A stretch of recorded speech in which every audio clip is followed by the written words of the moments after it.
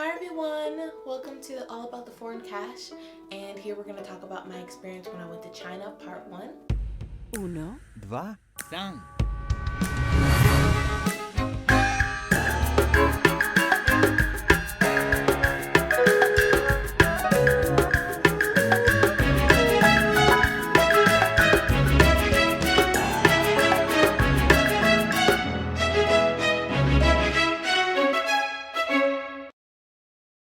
So I arrived in China the first week of March, and I arrived at the Beijing airport around 7 o'clock, and Wang Lasher's husband picked me up from the airport. 红绿灯路口请直行，所有车道都可通行。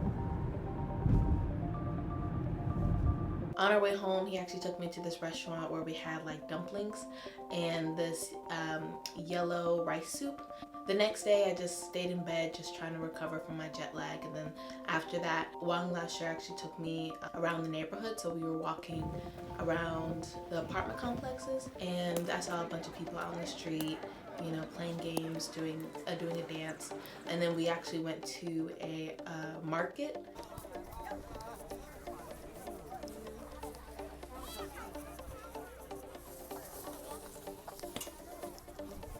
Next day, we went to the school that Wang Lasher worked at, and it was right next to where we lived. So we just had to walk just a couple blocks. You know, the school has the grade level of like kindergarten all the way to high school.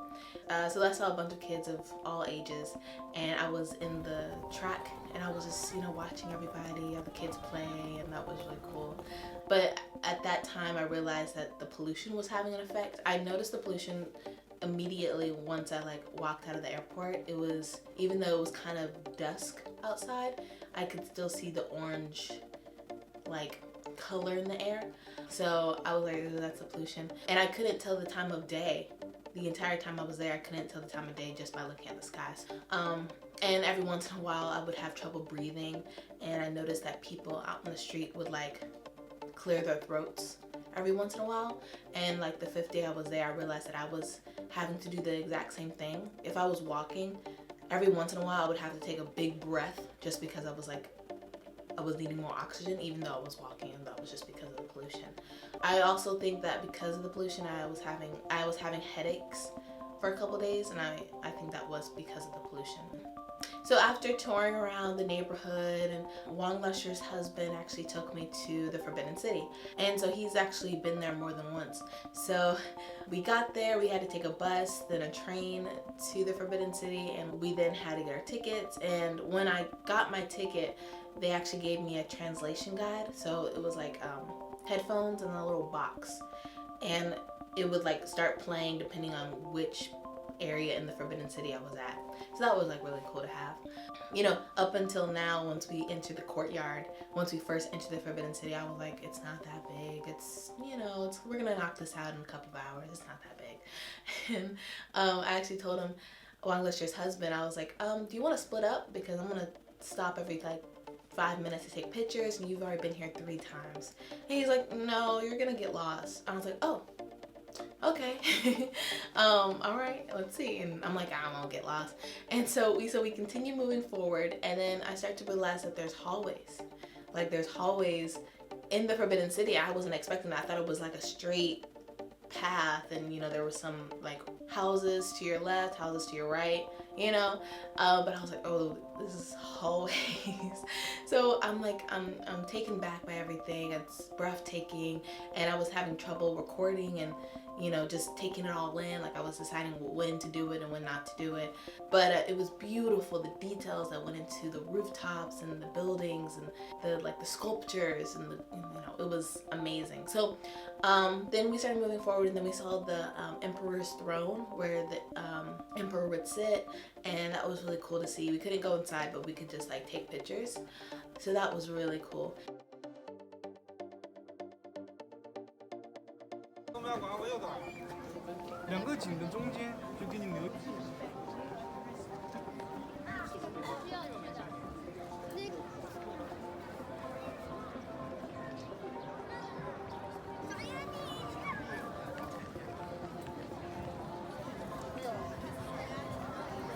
So then we continue moving forward, and then At this point, I have no idea where I am in the Forbidden City. No idea. I don't know if I'm on the far right side of it or the far left side. I have no way of knowing.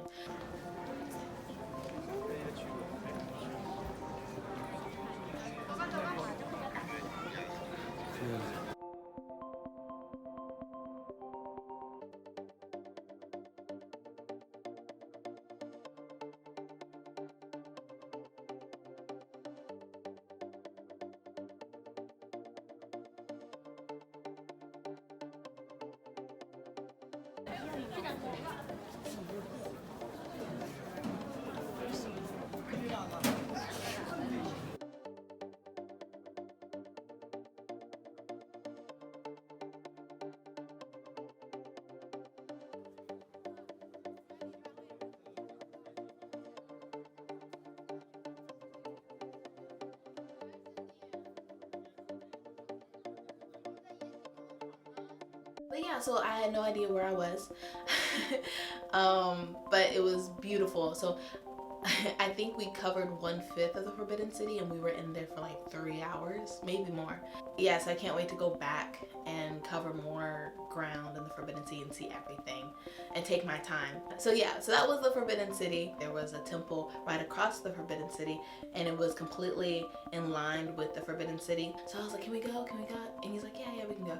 But before we left, before we went to the temple, there was people selling street food and I was like, okay, I'll try some, even though it might not be the wisest decision.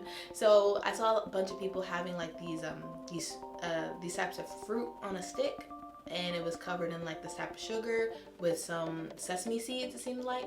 And I was like, okay, I'll try that. It seems like they're really enjoying it. They're throwing them back. And so I thought there was like nothing inside except for the stick, and I took a big chunk out of it, and there were like humongous seeds and this like fruit, and I was like, oh, okay, this is gonna take me a while to eat.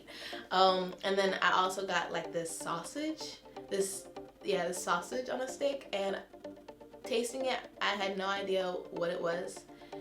I had no clue what type of meat it was.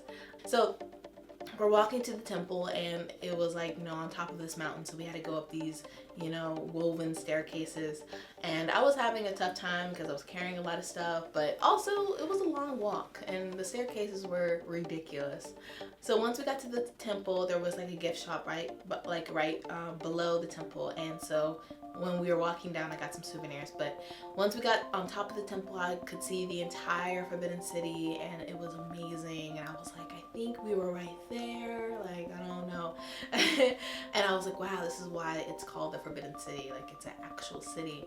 And, you can't really, like, comprehend that until you actually go and see it for yourself and see how humongous it is.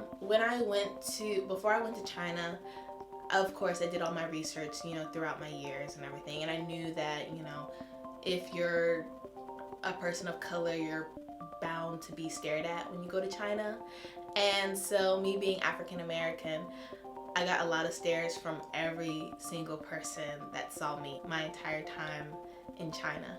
Like, there was nobody who looked and then looked away. It was always like, look, stop walking, and just follow me. And so when that happens, if you're a person of color and that happens and you go to places like Mongolia, China, you can't, control it. You have no power over it. It's, out of your control. So just try and enjoy it, make fun of it, just don't ruin your vacation because you're deciding to feel a certain way about this. So I was kind of like, I was kind of laughing because it would sometimes be funny because these old women or couples, like anybody that saw me had the same reaction. They would walk, see me, stop walking, and just follow me. And that was really funny to me. That was really funny. Now, it got old pretty quickly. Like, there were some times where I was like, I don't want to be looked at. Like, oh, he's staring at me. It gets old for a while, but you got to keep on being positive about it. So with the people staring at you, the people that were staring at me while I was in China, I realized something that I didn't really have to. I wasn't too much focused on my appearance, like what I was wearing. Like in America, America is very diverse, and therefore people go on how you're dressed to determine where you are in society, or you know how they should treat you.